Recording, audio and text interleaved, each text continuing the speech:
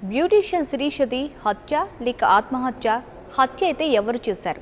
ఆత్మహత్య అయితే కారణాలేంటి? కేసులో నిందితులుగా ఉన్న రాజు, శ్రవణ్లు ఏం చెప్పారు? పోలీసుల విచారణలో ఏం తేలింది? తదుపరి దర్యాప్తు ఎలా కొనసాగనుంది? శిరీష తల్లిదండ్రులు ఇటు బంధువులు వ్యక్తం చేస్తున్న అనుమానాలపై పోలీసులు ఎలాంటి క్లారిటీ ఇవ్వనున్నారు?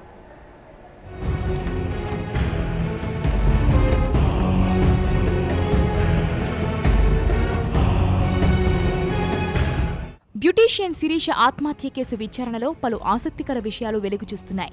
ఈ కేసు విచారణ నిమిత్తం నిందితులుగా రాజు, శ్రవణ్లను హైదరాబాద్ బంజారాహిల్స్ పోలీసులు విచారించారు. తేజస్వినిని పెళ్లి చేసుకునే ఉద్దేశం తనకు లేదని, శిరీషను వదిలించుకోవాలని కుకునూర్పల్లి ఎస్ఐ దగ్గరకు వెళ్లానని, పెళ్లికి ముందే శిరీషను, తేజస్వినిని వదిలించుకోవాలని అనుకున్నట్లు రాజు తెలిపాడు.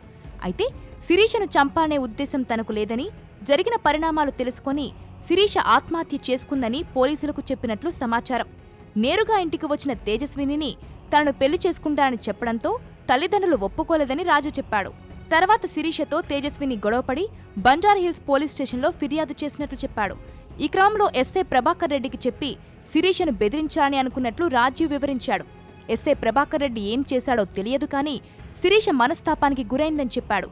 కారులో తిరిగి వస్తుండగా శిరీష అరుపులు, కేకలతో ఎవరైనా చూస్తారనే భయంతో ఆమెపై దాడి చేశారంటూ నిందితుడు రాజు చెప్పినట్టు సమాచారం.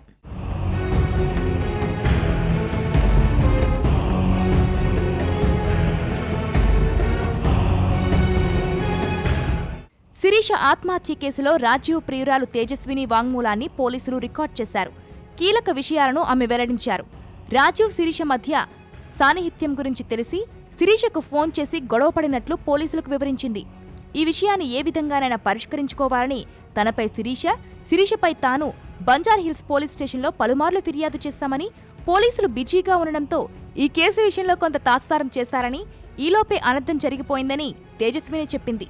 చిన్న విషయానికే శిరీష ఆత్మహత్య చేసుకుంటుందని అనుకోలేదని పేర్కొంది. శిరీష ఆత్మహత్య తనకు బాధ కలిగించిందని చెప్పింది.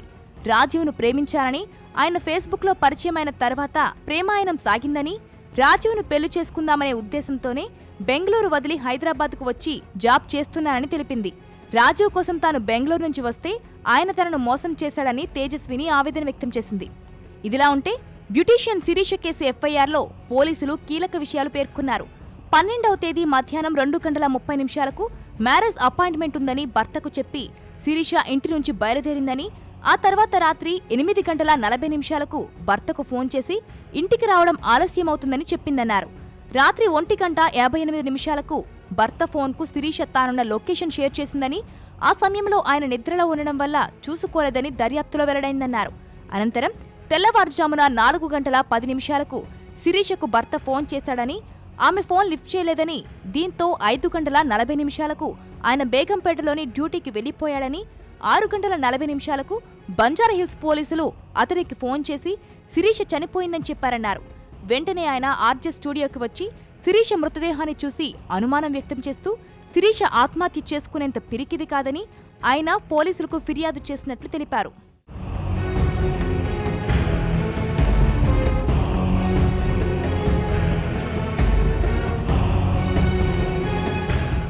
మరోవైపు శిరీష ఆత్మహత్యకు సంబంధించి తల్లిదండ్రులు, బంధువులు అనుమానాలు వ్యక్తం చేస్తూనే ఉన్నారు. ఆత్మహత్య కేసును పోలీసులు మొదటి నుంచి తప్పుదోవ పట్టిస్తున్నారని శిరీష పిన్ని ఆరోపించారు. పోలీసులు ఆరంభం నుంచి ఆత్మహత్య అంటూనే వాదిస్తున్నారని మండిపడ్డారు.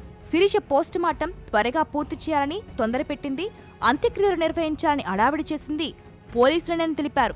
శిరీషను హత్య చేశారని ఆమె మేనమామ తీవ్ర ఆరోపణలు చేశారు. తన మేనకోడలపై తప్పుడు ముద్ర వేసే ప్రయత్నం జరుగుతుందని అన్నారు.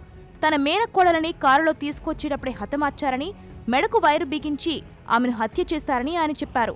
ఈ మేరకు ఆమె మెడపై వైరు చారిక ఉందని ఆయన చెప్పారు. ఏది ఏమైనప్పటికీ శిరీష కేసులో రకరకాల వాంగ్మూలాలు రావడంతో ఈ కేసును పోలీసులు క్షుణ్ణంగా పరిశీలిస్తున్నారు. పూర్తి విచారణ అనంతరం అన్ని విషయాలను, శిరీష తల్లిదండ్రులు, బంధువులు వ్యక్తం చేస్తున్న అనుమానాలను నివృత్తి చేయనున్నారు. కాగా పూర్తి విచారణ ఎప్పుడు పూర్తి కానుంది, ఎప్పుడు వెల్లడించనున్నారో వేచి చూద్దాం.